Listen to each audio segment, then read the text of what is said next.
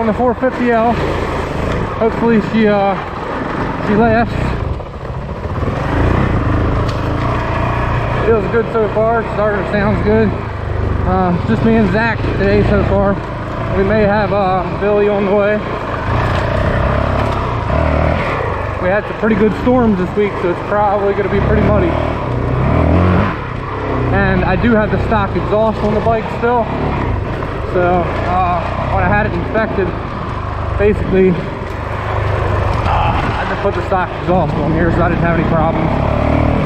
And fortunately I got it back because, whoa, wow, that was really loose mud there. But, ooh, looks like we got another tree down. Yeah, boy, he is throwing it. Slicker than a motherfucker, man. I don't know if it's the bike or if it's just the... It's slick. Is it slick for you too? Because I mean, I'm like all over the place. Nah, just right before this mud puddle is the only time I really slipped. But when I slipped, I slipped. Yeah, I mean, look at the back of your bike already. You were throwing a rooster tail. My bike is like this the whole time on the trail. Have you checked the pressures? Yeah. Mine are really... Mine are like 20. So I mounted a camera on the back of the 450L, pretty much in the same spot that I have it on the Rally, right above the tag light on the bracket.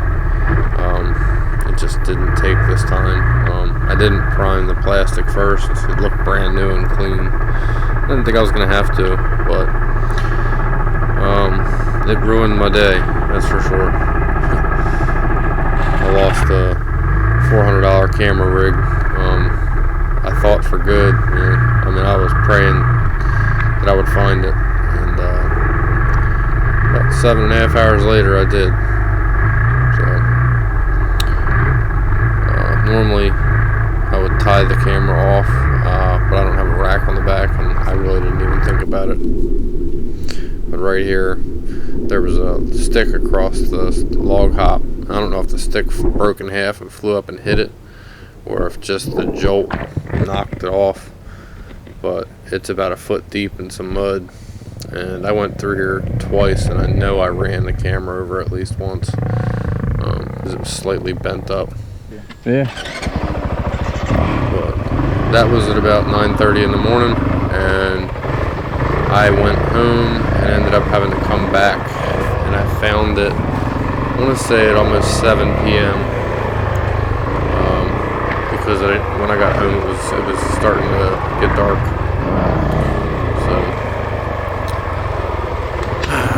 unfortunately, the first day on the 450 turned into not much riding. But I knew the camera fell off between the beginning, and you'll see where I passed this Durango in the woods. Well, there's been one dirt bike through here this morning. It's got enduro tires. But I checked this creek multiple times, and this went all through it. And it was pretty nasty in some spots.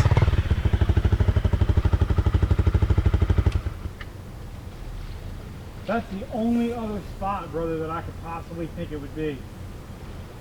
You felt nothing, I've been all the way through it.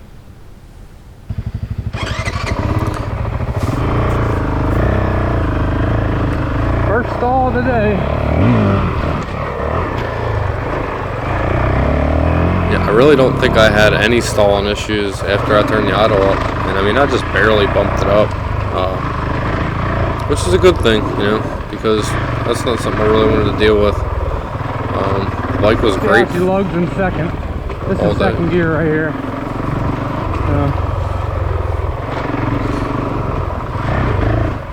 Not bad. It could use a little more flywheel weight, but it worked out. It's not going to lug like a two-stroke is, but a bit of a mess, but oh, new tree down. Yeah, I was figuring the camera had to have flung off like here, where there's a lot of inertia in the rear end of the bike, and I searched these woods. I walked these trails twice, you know, from the beginning to the end. And just went through every mud hole. And the one that it ended up being in was the second hole. I didn't actually get on getting film pretty muddy down there because the camera was dead. But I missed it the first time I checked the hole, and it's just a big rut. It's about 12 foot long. Whew, lots of limbs down. But again, we would get a bunch of storms. Now watch out for the turtles too. Yeah, I haven't released my video yet, but we've seen 4 turtles in one day. I found 2 of them this day, and some drugs and a bunch of other stuff looking for that camera. So there's actually a turtle underneath of the log right by these 2 trees on the right. He was just chilling. But up at the top of this hill is where I realized the camera was missing. And this is basically the first 6 minutes of the ride. That gave me a little bit of a fit the last time. That truck really chewed that trail up. I think the extra power is just takes me getting a little bit to get used to. So yeah, That's a little upsetting, man. yeah, I know they really screwed that up with that darn truck. The first day I get back on this thing, man, I want a good ride, and I'm just fucking all over the pavement, all over the dirt, dude. Yeah, well, I mean that DR is a totally different animal, and it's actually pretty darn muddy today. So Yeah, no, I know. So yeah, I did have the scuba suit from GoPro. You know, it was a legit setup, and 7.5 hours under that muddy water, and it was dry as a bone. I like to go through here and clean things out, and I had to fly through it because, I mean, the sand, from all the rain, the sand was just really nasty and sinky. My front tire, dude, is washing out like crazy too. I don't know what the fuck it is. I don't know. I mean, my whole bike is like this the whole time we're riding. I can feel it. And I'm even going fast to just try to stay away from it, stay out of it to see if it makes it better. It ain't making it any better, it's making it worse. Yeah, I don't know, that's weird. It's been fine all this time.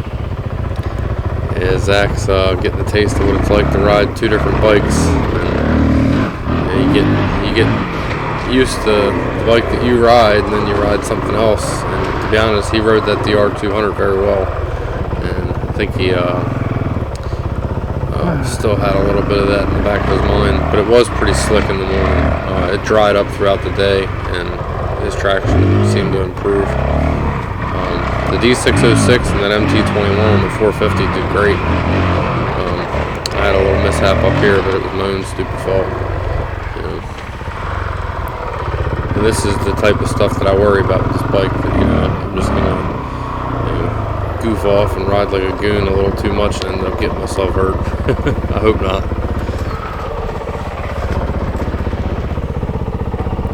Because really, I mean, so far, I can tell you I don't need all the power of the 450L.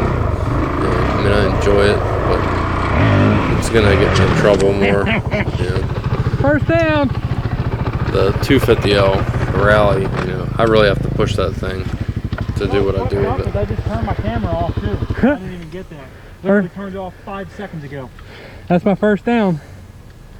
It almost went down. I jumped that root back there. But when I jumped the root, the fucking bike went sideways. Did it? I mean, I didn't go down. I caught it, but the whole bike was fucking sideways in the air. Yeah. Felt terrible. I busted her up a little bit. Yeah, it was kind of dumb. What'd you do there? Tried to wheelie across everything. And I'm videoing, right?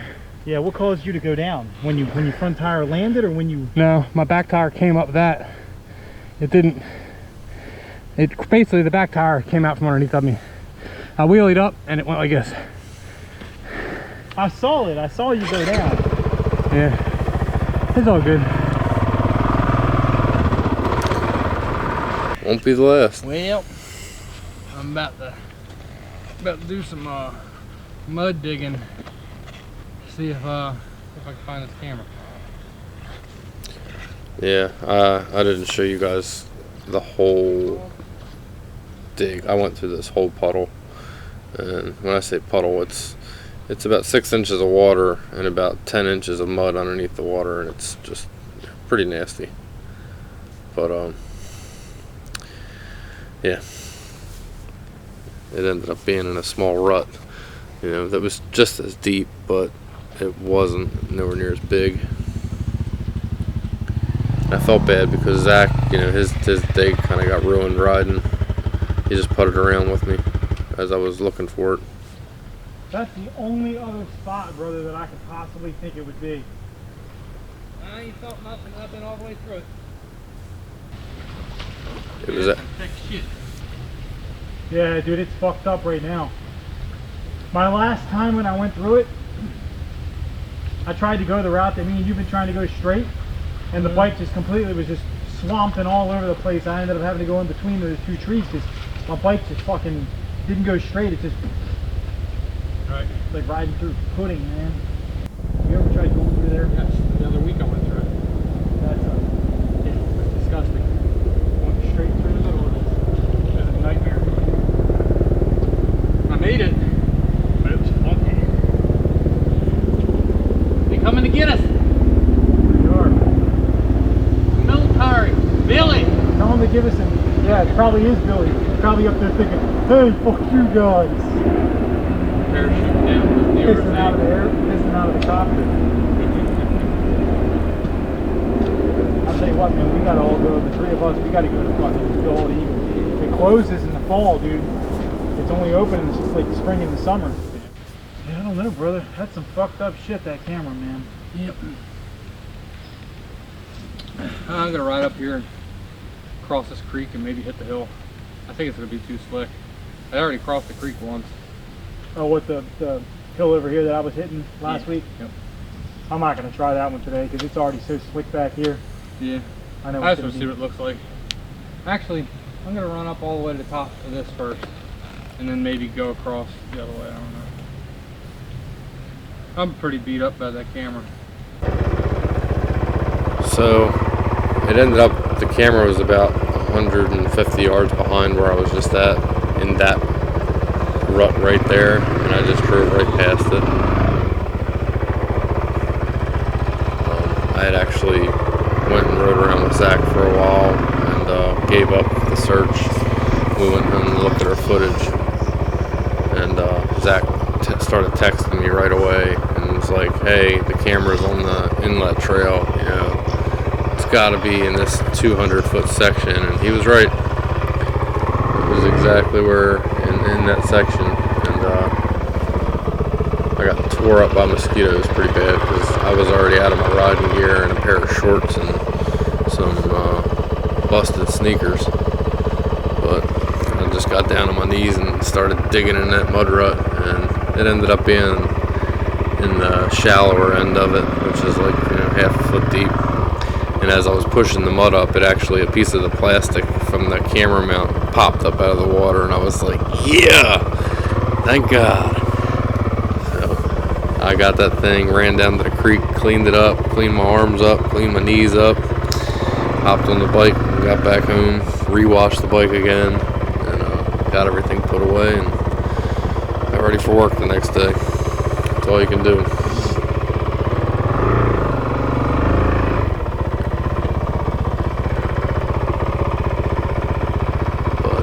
Sitting here looking.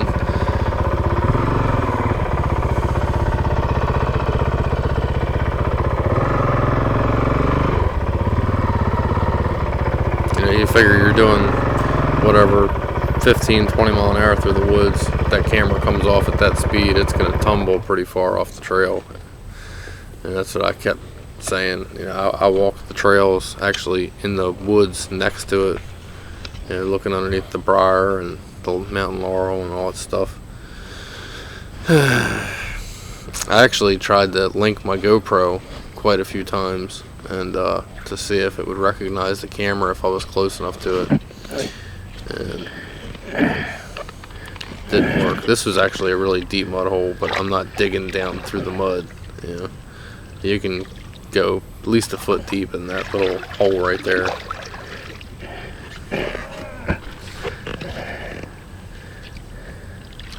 This place is a lot of clay and sand.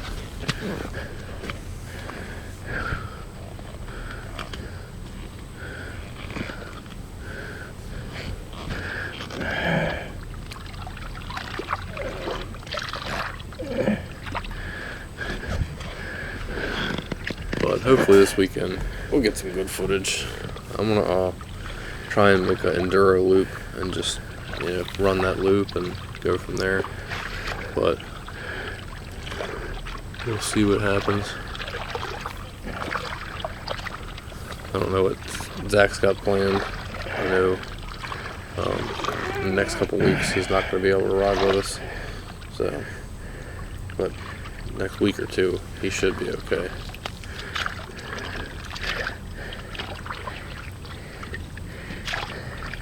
And I guess I'm just going to stick to a helmet cam for you guys on this until I get a rear rack, because the 450, the tag bracket's just too flimsy. It flung that camera off, like I said, in the first 3 or 4 minutes back in the woods. I was skeptical about it when I mounted it. I just saw how it vibrated sitting there idling. But it made it, you know, all the way up. I'm 25 miles away from my home. And it made it all the way up there and made it into the woods, and it took a few good hard jolts, and that double-sided tape, you know, it flung off, which it could have been an old camera mount. I've got so much GoPro stuff, you know, it's hard to say.